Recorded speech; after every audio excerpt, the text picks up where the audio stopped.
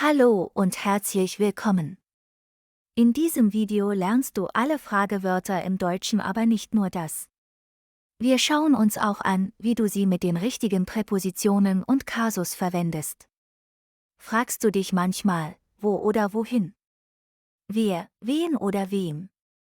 Dann bist du hier genau richtig. Bleib dran und lerne mit mir. Wie fragen? Wie? Wie heißen Sie? Wie heißen Sie? Wie ist Ihr Name?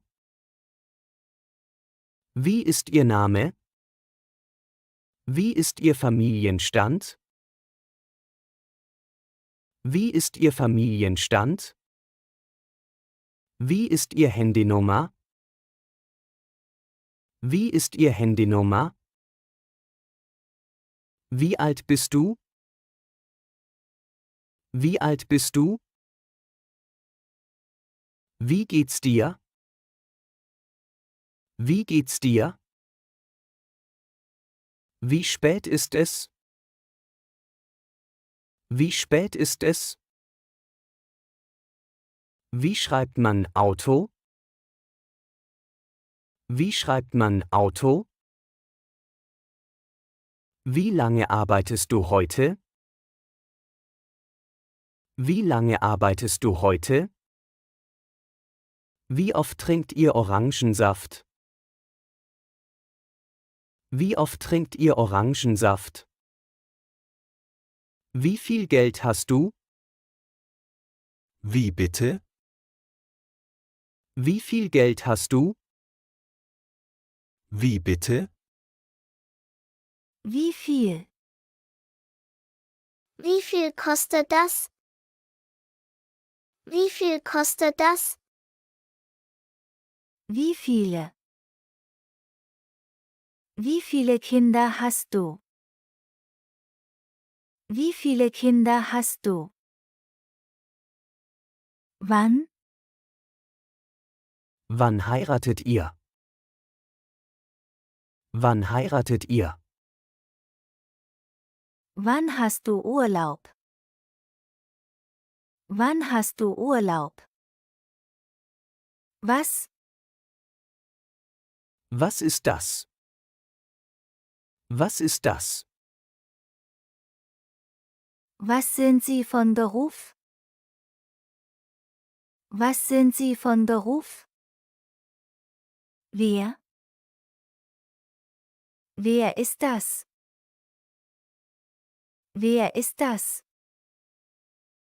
Wer spricht gut Deutsch? Wer spricht gut Deutsch? Warum? Warum lernst du Deutsch? Warum lernst du Deutsch? Warum bist du traurig? Warum bist du traurig? Wo? Wo sind sie? Wo sind sie? Wo wohnst du? Wo wohnst du? Woher? Woher kommst du? Woher kommst du? Woher kommt dieser Zug? Woher kommt dieser Zug? Wohin? Wohin gehen Sie? Wohin gehen Sie? Wohin fahrt ihr im Urlaub? Wohin fahrt ihr im Urlaub? Welche Sprachen sprichst du? Welche Sprachen sprichst du? Welche ist meine Zimmernummer? Welche ist meine Zimmernummer? Lasst uns zusammen üben. Schreiben Sie die Fragen. Sie haben 10 Sekunden, um die Aufgaben zu lösen.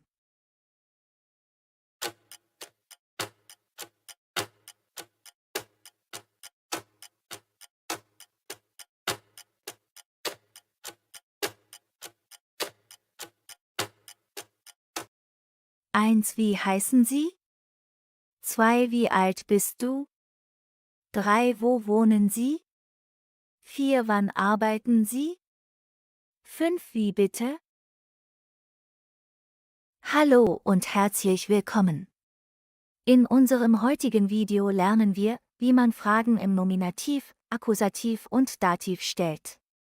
Wir schauen uns an, wie die verschiedenen Fälle in der Fragestellung funktionieren und welche Unterschiede es gibt. Natürlich gibt es auch viele Beispiele, um euch das Thema leichter zu machen. Also bleibt dran und lasst uns gleich starten. Definition des Nominativs. Der Nominativ ist der Kasus, der das Subjekt im Satz kennzeichnet, also die Person oder das Ding, das die Handlung ausführt. Die Fragestellung im Nominativ. Die Fragen, die wir stellen, um das Subjekt im Satz zu finden, sind: Wer? Für Personen. Was? Für Dinge. Wie man fragt und antwortet? Wenn wir das Subjekt im Satz herausfinden wollen, fragen wir mit wer oder was. Schauen wir uns einige Beispiele an. Beispiel 1. Der Satz: Die Lehrerin ist in der Schule. Also die Lehrerin ist Person und die Frage ist wer. Der Satz: Die Lehrerin ist in der Schule. Die Frage: Wer ist in der Schule? Die Frage: Wer ist in der Schule?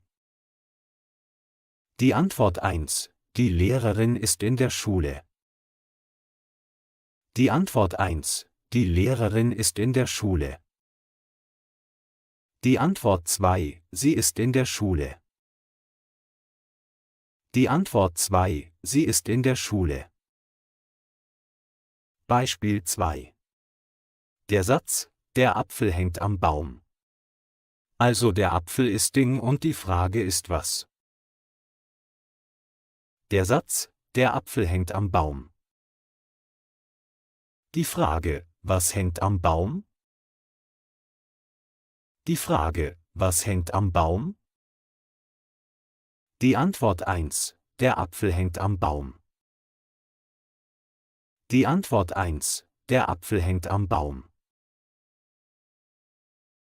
Die Antwort 2: Er hängt am Baum. Die Antwort 2: Er hängt am Baum. Beispiel 3. Der Satz: Der Arzt ist in der Praxis. Also der Arzt ist Person und die Frage ist wer. Der Satz: Der Arzt ist in der Praxis. Die Frage: Wer ist in der Praxis? Die Frage: Wer ist in der Praxis? Die Antwort 1: Der Arzt ist in der Praxis.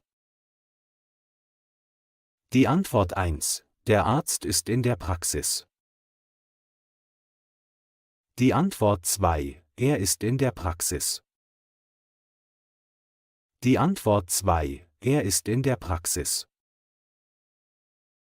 Jetzt Verben, die den Nominativ erfordern, einige gebräuchliche Verben, die den Nominativ für das Subjekt erfordern, sind: sein, haben, lesen, schlafen, arbeiten.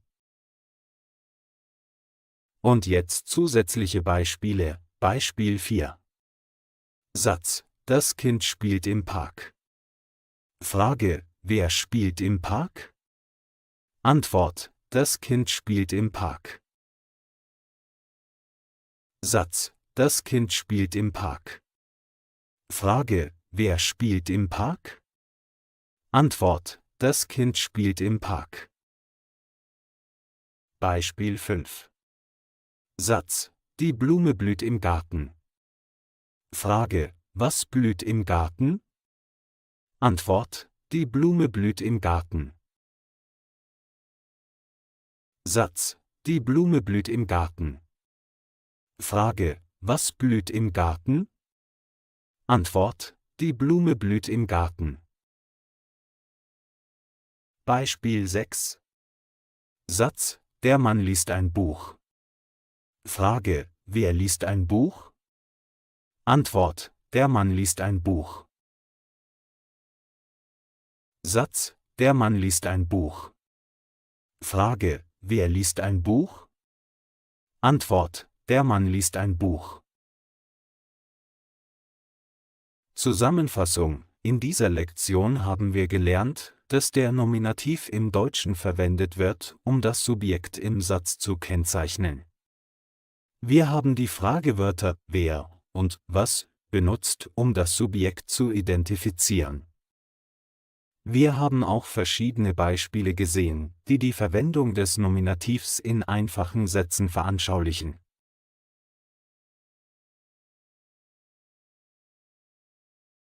Die Fragestellung im Akkusativ: Um zu verstehen, wie man Fragen und Antworten im Akkusativ in der deutschen Sprache bildet, betrachten wir einige Beispiele und grundlegende Anweisungen. Fragen im Akkusativ: Im Deutschen, wenn man eine Frage stellt, die ein direktes Objekt, Akkusativ, enthält, verwendet man spezifische Fragewörter wie wen oder was. Antworten im Akkusativ: Beim Beantworten einer Frage, die ein direktes Objekt im Akkusativ enthält, muss man sicherstellen, dass das direkte Objekt, Substantiv oder Pronomen, die richtige Akkusativform hat. Beispiel: Der Satz: Ich sehe meinen Freund. Ich sehe meinen Freund.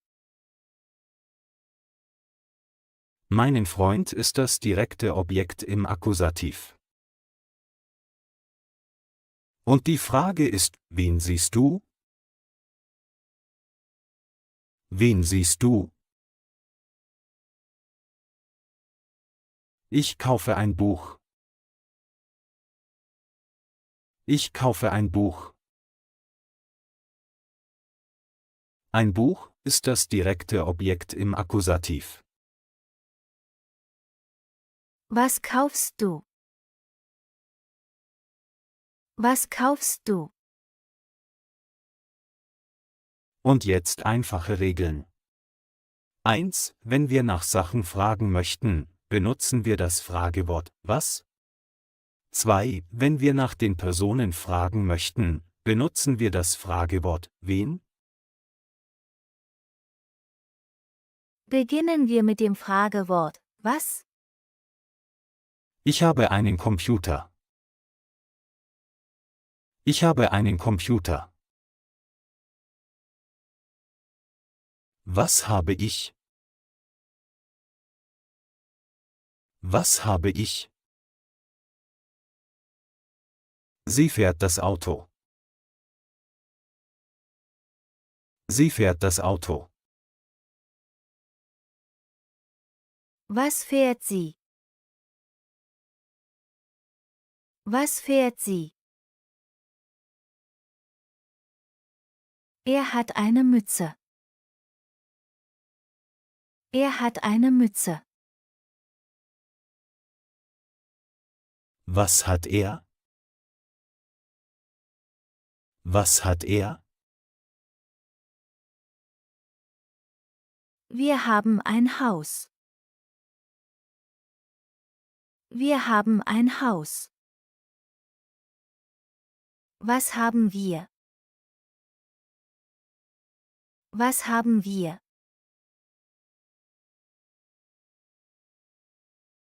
Ich trinke einen Tee. Ich trinke einen Tee. Was trinke ich? Was trinke ich? Sie hat ein T-Shirt. Sie hat ein T-Shirt. Was hat sie? Was hat sie? Wir haben Blumen. Wir haben Blumen. Was habt ihr? Was habt ihr?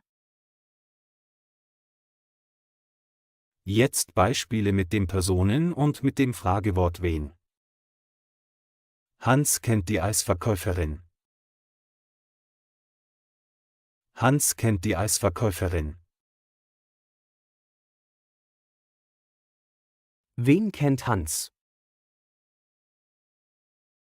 Wen kennt Hans? Sie fragen die Ärztin. Sie fragen die Ärztin.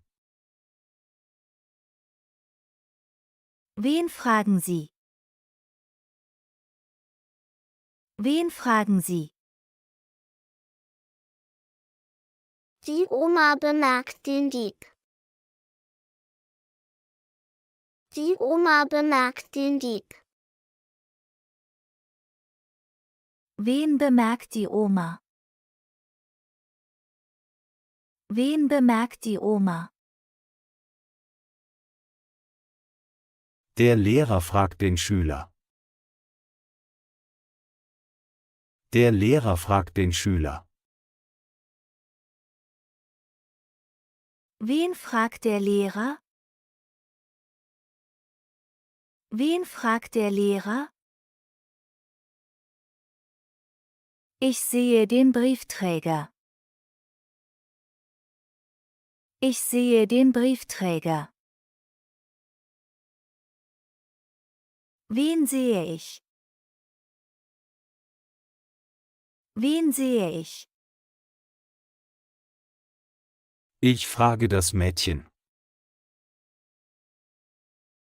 Ich frage das Mädchen. Wen fragst du?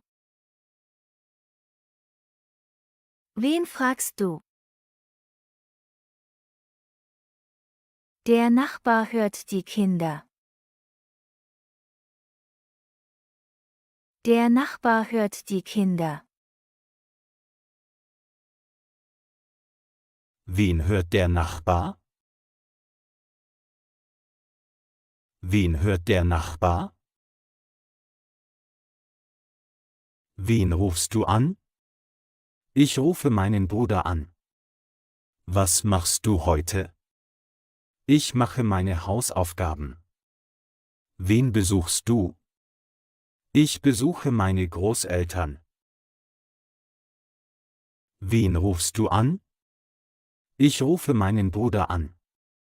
Was machst du heute? Ich mache meine Hausaufgaben. Wen besuchst du? Ich besuche meine Großeltern.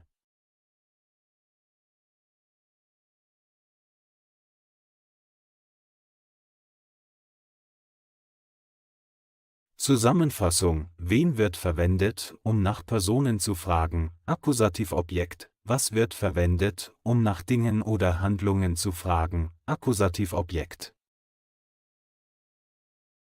Durch die korrekte Verwendung dieser Fragewörter können Sie präzise Fragen formulieren, die dem Kontext entsprechen, egal ob Sie über eine Person oder eine Sache sprechen.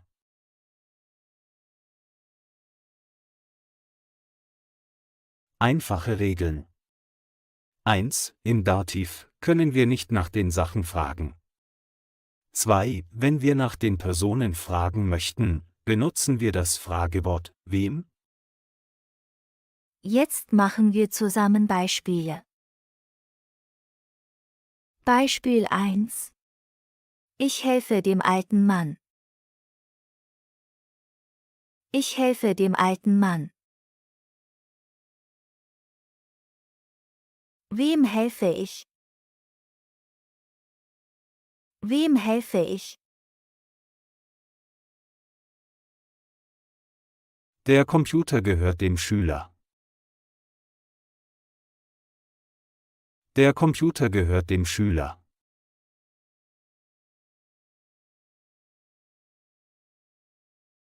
Wem gehört der Computer? Wem gehört der Computer? Ich fahre mit dem Nachbar nach Berlin. Ich fahre mit dem Nachbar nach Berlin. Mit wem fahre ich nach Berlin? Mit wem fahre ich nach Berlin?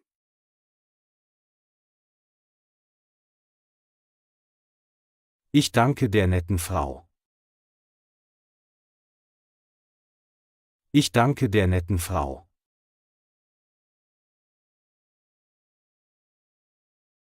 Wem danke ich? Wem danke ich? Ich gratuliere dem kleinen Mädchen zum Geburtstag. Ich gratuliere dem kleinen Mädchen zum Geburtstag.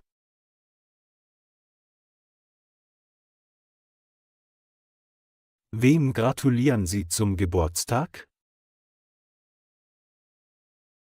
Wem gratulieren Sie zum Geburtstag? Das Fahrrad gehört dem Kind. Das Fahrrad gehört dem Kind. Wem gehört das Fahrrad?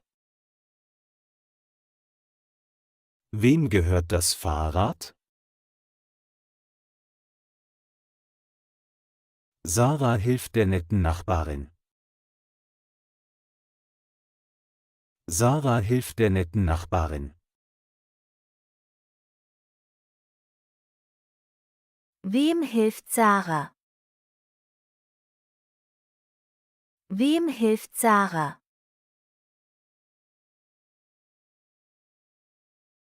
Sie schenkt dem Kind ein Spielzeug. Sie schenkt dem Kind ein Spielzeug. Wem schenkt sie ein Spielzeug? Wem schenkt sie ein Spielzeug? Der Arzt gibt dem Patienten ein Rezept. Der Arzt gibt dem Patienten ein Rezept. Wem gibt der Arzt ein Rezept? Wem gibt der Arzt ein Rezept? Der Lehrer erklärt dem Schüler die Aufgabe. Der Lehrer erklärt dem Schüler die Aufgabe.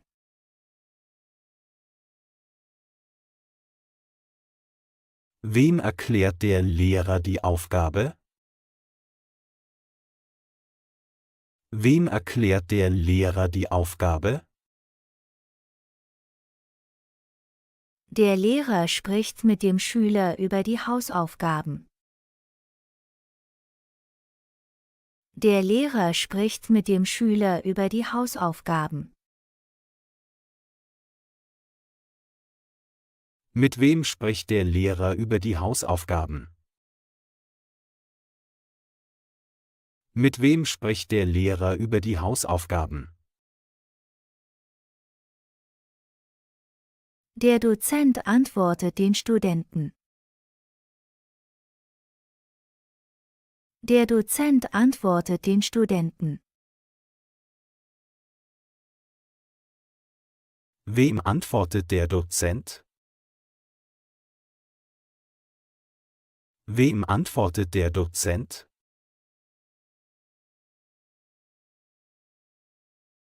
Ich helfe meinem Freund. Ich helfe meinem Freund.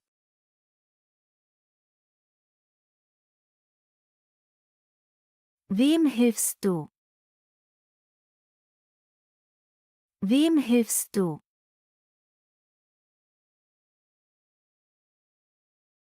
Wir zeigen den Touristen den Weg. Wir zeigen den Touristen den Weg. Wem zeigen wir den Weg? Wem zeigen wir den Weg?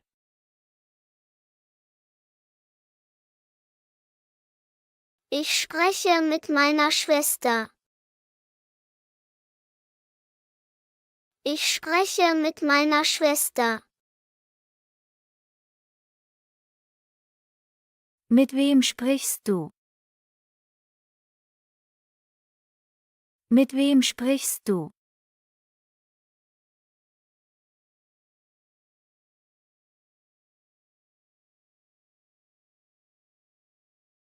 Zusammenfassung. Der Satz: Max zeigt der Frau den Weg. Max zeigt der Frau den Weg. Die Fragestellung im Nominativ: Wer zeigt der Frau den Weg? Wer zeigt der Frau den Weg?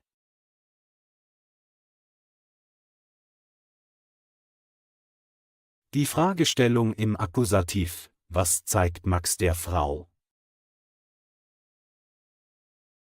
Was zeigt Max der Frau?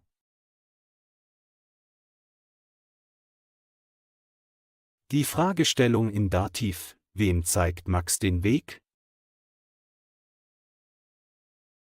Wem zeigt Max den Weg? Deutsch lernen leicht gemacht. Heute erklären wir euch die Frageartikel und Demonstrativartikel welcher, welche, welches auf Deutsch. Ihr werdet lernen, wie man sie benutzt, wann sie gebraucht werden und wie sie dekliniert werden. Mit vielen Beispielen und Erklärungen wird das Thema für euch ganz einfach. Also bleibt bis zum Ende dran. 1. Frageartikel, Fragewort. Die Frageartikel welcher, welche, welches verwendet man, um nach einer bestimmten Person oder Sache aus einer Gruppe zu fragen. Sie richten sich nach dem Genus, Geschlecht und dem Kasus des Nomens.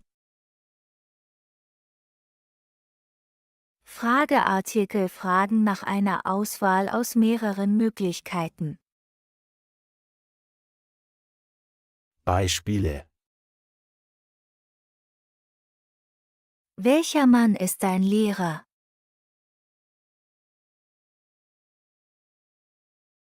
Welcher Mann ist dein Lehrer? Welche Tasche gehört dir? Welche Tasche gehört dir? Welches Auto ist deins?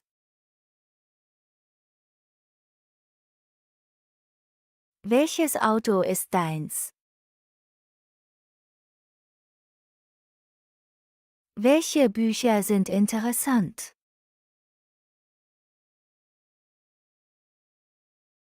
Welche Bücher sind interessant? 2. Die Demonstrativartikel dieser, diese, dieses. Die Demonstrativartikel diese, dieses verwendet man, um auf eine bestimmte Person oder Sache hinzuweisen. Sie zeigen, dass man über etwas Konkretes spricht. Beispiele im Nominativ: Dieser Mann ist mein Lehrer.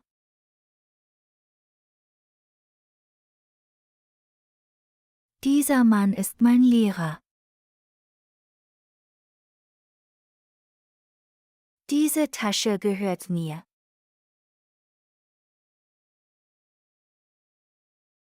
Diese Tasche gehört mir. Dieses Auto ist sehr teuer.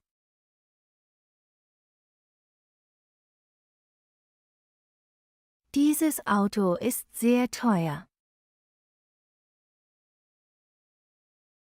Diese Bücher sind spannend.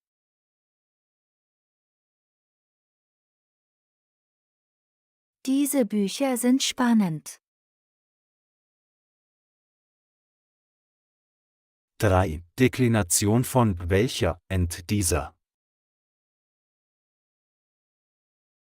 Kasus maskulin feminin neutral plural. Nominativ welcher Mann? Welche Frau? Welches Kind? Welche Bücher? Akkusativ welchen Mann? Welche Frau? Welches Kind? Welche Bücher? Dativ welchem Mann? Welcher Frau? Welchem Kind? Welchen Büchern? Genitiv welches Mannes, welcher Frau, welches Kindes, welcher Bücher? Kasus maskulin feminin neutral plural. Nominativ dieser Mann, diese Frau, dieses Kind, diese Bücher. Akkusativ diesen Mann, diese Frau, dieses Kind, diese Bücher. Dativ diesem Mann, dieser Frau, diesem Kind, diesen Büchern. Genitiv dieses Mannes, dieser Frau, dieses Kindes, dieser Bücher. 4. Unterschied zwischen welcher und dieser. Artikelfunktion Beispiel. Welcher, welche, welches Frageartikel, welches Buch liest du? Diese, dieses Demonstrativartikel, dieses Buch ist sehr spannend. Beispiele. Welcher Stift schreibt am besten?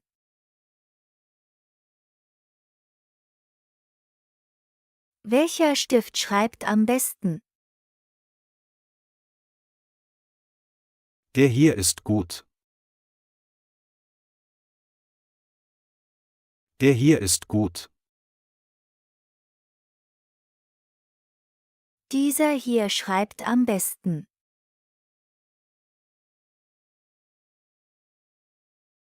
Dieser hier schreibt am besten.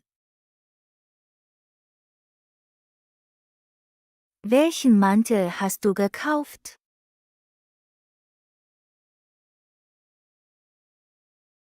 Welchen Mantel hast du gekauft? Den hier. Oder diesen hier. Den hier. Oder diesen hier. Welches Geschäft suchst du?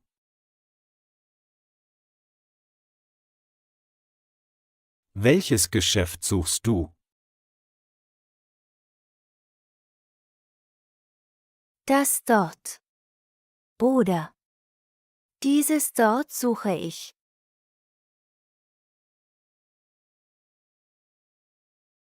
Das dort. Oder dieses dort suche ich. Welche Tasche findest du schön?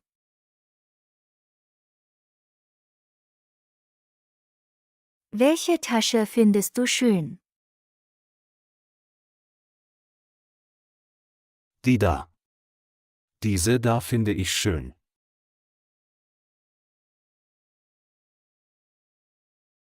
Die da. Diese da finde ich schön. Entschuldigung, mit welchem Bus kann ich zur Bibliothek fahren?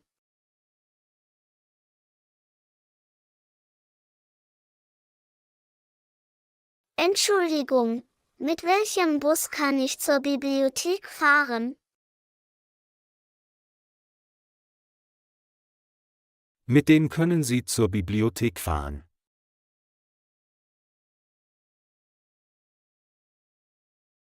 Mit dem können Sie zur Bibliothek fahren.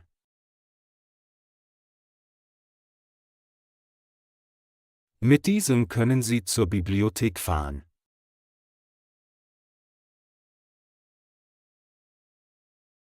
Mit diesem können Sie zur Bibliothek fahren.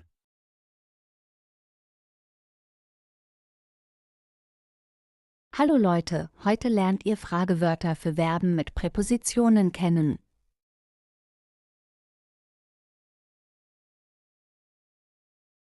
Also, W-Fragen mit Präpositionen. Los geht's.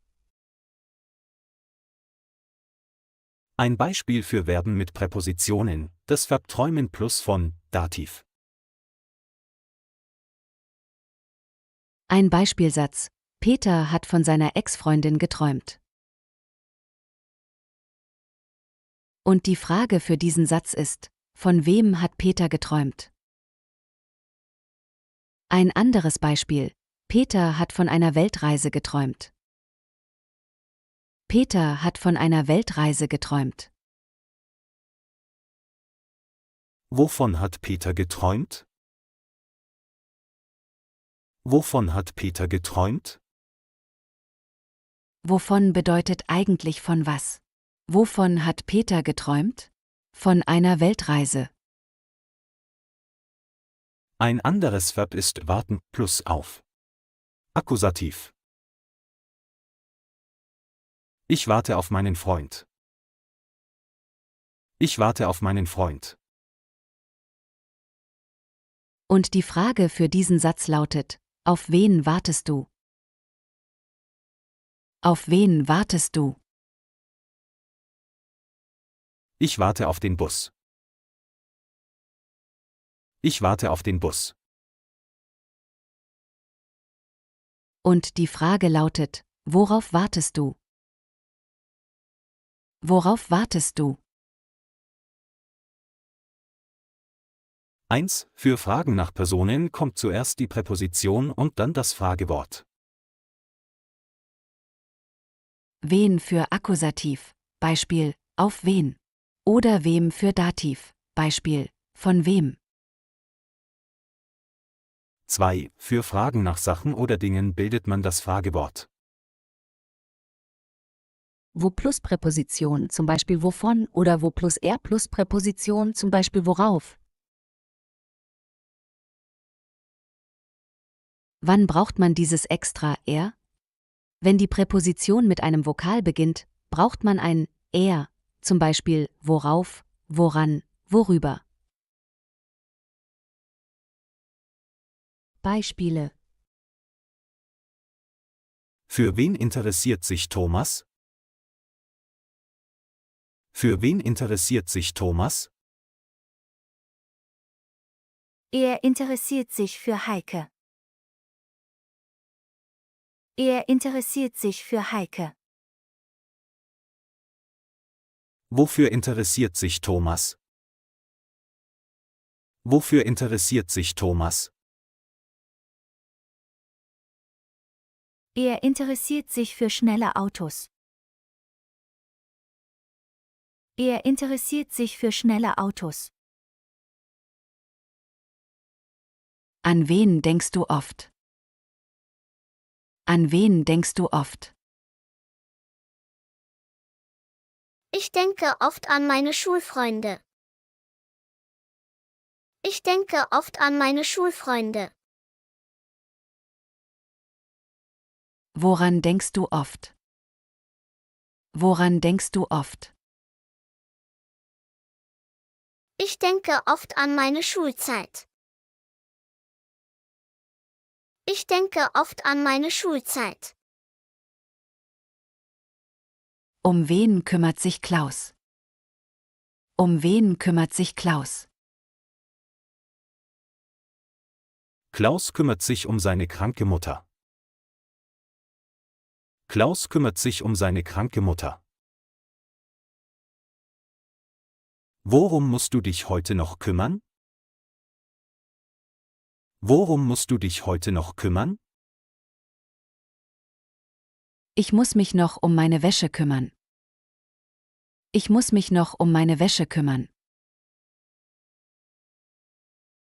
Über wen habt ihr euch unterhalten? Über wen habt ihr euch unterhalten? Wir haben uns über unseren Chef unterhalten. Wir haben uns über unseren Chef unterhalten. Worüber habt ihr euch unterhalten? Worüber habt ihr euch unterhalten? Wir haben uns über die Corona-Situation unterhalten. Wir haben uns über die Corona-Situation unterhalten. Mit wem hast du dich gestern getroffen? Mit wem hast du dich gestern getroffen? Ich habe mich mit einer Freundin getroffen. Ich habe mich mit einer Freundin getroffen. Wobei kann ich dir helfen? Wobei kann ich dir helfen?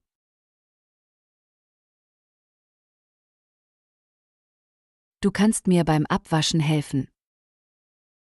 Du kannst mir beim Abwaschen helfen. Mit wem hast du gestern gesprochen? Mit wem hast du gestern gesprochen? Ich habe den ganzen Abend mit Frank gesprochen. Ich habe den ganzen Abend mit Frank gesprochen.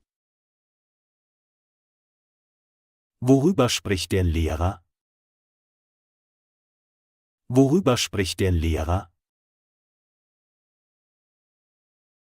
Er spricht über den Dativ. Er spricht über den Dativ. Womit machst du die Tür auf? Womit machst du die Tür auf? Natürlich mit dem Schlüssel. Natürlich mit dem Schlüssel. Und hier kommt eine Liste von Fragewörtern mit Präpositionen. Auf wen? An wen? Über wen? Für wen? Von wem? Mit wem? Bei wem? Zu wem? Worauf? Woran? Worüber? Wofür? Wovon? Womit? Wobei? Wozu? Was sind Pronominaladverbien? Pronominaladverbien sind sprachliche Konstruktionen, die aus zwei Teilen bestehen. Da oder wo. Einer Präposition, zum Beispiel auf, über, mit, an, von.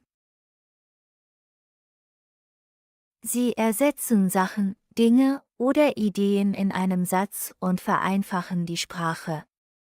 Pronominaladverbien werden oft verwendet, um Wiederholungen zu vermeiden. Was bedeutet da und wo? 1. Da wird verwendet, um auf etwas, eine Sache oder Idee zu verweisen, das bereits erwähnt wurde. Beispiel: Denkst du an den Urlaub? Ja, ich denke daran. Denkst du an den Urlaub? Ja, ich denke daran. 2. Wo wird verwendet, um Fragen über Sachen oder Ideen zu stellen. Beispiel: Woran denkst du? Ich denke an meinen Urlaub. Woran denkst du? Ich denke an meinen Urlaub. Wie werden Pronominaladverbien gebildet? 1. Da plus Präposition für Aussagen. Verwende da, wenn du eine Sache oder Idee mit einer Präposition beschreiben möchtest. Da wird mit der Präposition kombiniert. Beispiel: Ich warte auf den Zug. Ich warte darauf. Ich warte auf den Zug. Ich warte darauf. Regel bei Präpositionen, die mit einem Vokal beginnen: a, i, o, u. Füge ein er hinzu, um die Aussprache zu erleichtern. Ich spreche über das Wetter. Ich spreche darüber.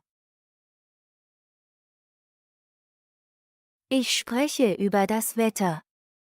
Ich spreche darüber. 2. Wo plus Präposition für Fragen. Verwende wo, um nach einer Sache oder Idee zu fragen. Wo wird mit der Präposition kombiniert. Beispiel: Worauf wartest du? Ich warte auf den Bus. Worauf wartest du? Ich warte auf den Bus. Regel bei Präpositionen, die mit einem Vokal beginnen: a, i, o, u. Füge ein er hinzu, um die Aussprache zu erleichtern. Womit schreibst du? Ich schreibe mit einem Stift. Womit schreibst du? Ich schreibe mit einem Stift. Wofür werden Pronominaladverbien verwendet? 1 für Sachen oder Ideen, nicht Personen. Pronominaladverbien ersetzen Sachen oder Ideen, niemals Personen. Beispiel: Sachen, Ideen. Interessierst du dich für Musik? Ja, ich interessiere mich dafür. Interessierst du dich für Musik? Ja, ich interessiere mich dafür.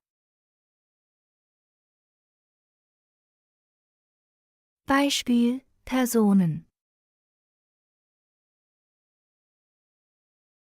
Denkst du an Maria?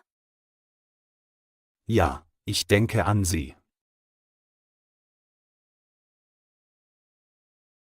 Denkst du an Maria? Ja, ich denke an sie.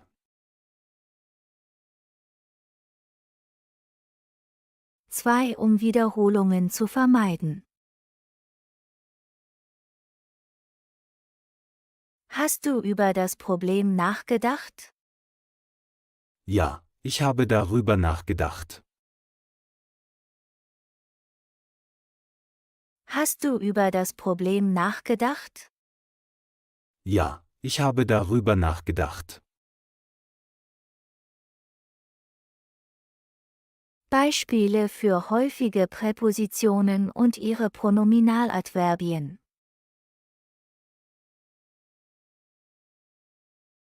Eins auf. Worauf wartest du? Worauf wartest du? Ich warte auf den Bus. Ich warte darauf. Ich warte auf den Bus. Ich warte darauf. 2 über. Worüber sprichst du? Worüber sprichst du?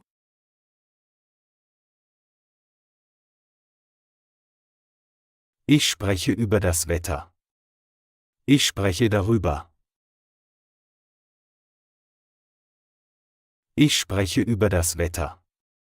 Ich spreche darüber.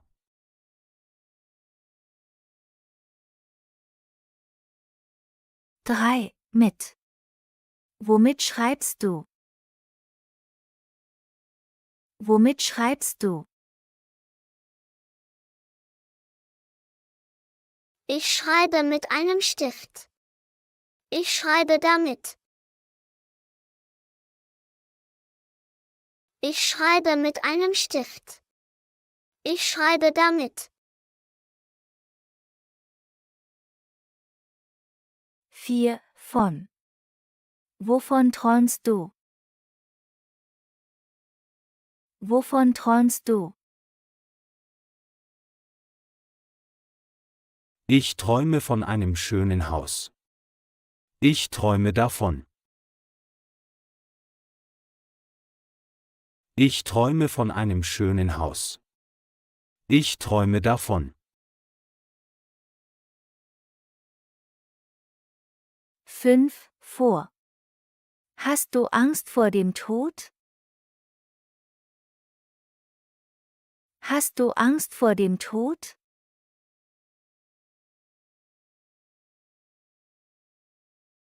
Ja, ich habe Angst davor. Ja, ich habe Angst davor.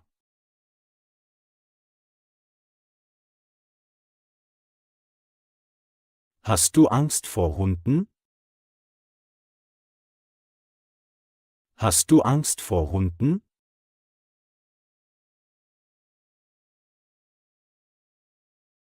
Ja, ich habe Angst vor ihnen. Ja, ich habe Angst vor ihnen.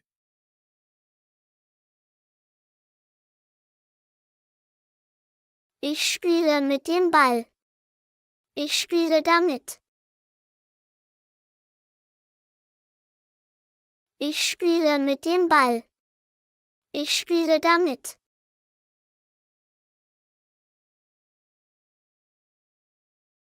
Ich spiele mit meiner Schwester. Ich spiele mit ihr. Ich spiele mit meiner Schwester. Ich spiele mit ihr. Liebe ist ein schönes Thema. Wir sprechen oft über Liebe.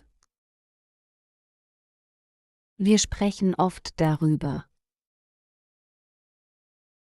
Liebe ist ein schönes Thema. Wir sprechen oft über Liebe. Wir sprechen oft darüber.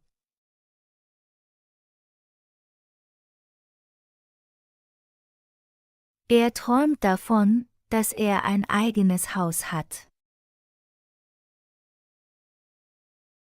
Er träumt davon, dass er ein eigenes Haus hat.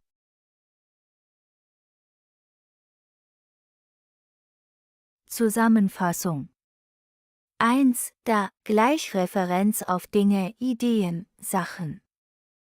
2. Wo, Gleichfrage nach Dingen, Ideen. 3. Nie für Personen.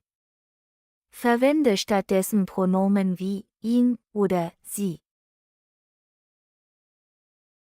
Super! Jetzt kennst du alle wichtigen W-Fragen mit Präpositionen und Kasus. Übe sie in deinen eigenen Sätzen und schreibe sie in die Kommentare. Wenn dir das Video gefallen hat, lass ein Like da und vergiss nicht, meinen Kanal zu abonnieren, um keine neuen Lernvideos zu verpassen. Bis zum nächsten Mal.